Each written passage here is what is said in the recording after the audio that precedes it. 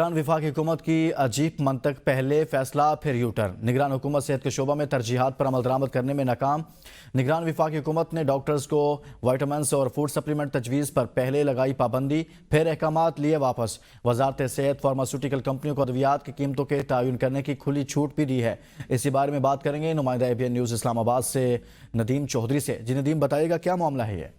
جی بالکل، نگران وفاقی حکومت نے جاتے جاتے اربوں روپے کا ڈاکہ عوام کی جیبوں پر ڈالا اور یہ آرڈر جاری کیا گیا ہے کہ اب تمام ادویات جو ہیں ان کو ڈی کنٹرول کر دیا گیا ہے۔ دوسری جانب ایک اور نوٹیفیکیشن نکالا گیا جس میں کہا گیا کہ کوئی بھی ڈاکٹر اپنے نسخہ پر کسی بھی فوڈ سپلیمنٹ یا وٹامنز یا جو دودھ آتے ہیں باہر سے وہ نہیں لکھے گا، اور اس نوٹیفیکیشن کے چند دن بعد ہی اس کو کل ایک بار پھر نوٹیفیکیشن کو واپس لے لیا گیا۔ اب وہ پابندی اٹھا دی گئی ہے، کوئی بھی ڈاکٹر اب ہر قسم کے فوڈ سپلیمنٹ بھی لکھ سکتا ہے اور باہر سے آنے والا دودھ بھی لکھ سکتا ہے۔ اب ان کو کھلی چھوٹ دے دی گئی ہے، جبکہ اس سے قبل وفاقی حکومت نے اس پر پابندی عائد کی تھی کہ وٹامنز اور فوڈ سپلیمنٹ کوئی بھی ڈاکٹر اپنے طبی نسخے میں نہیں لکھے گا۔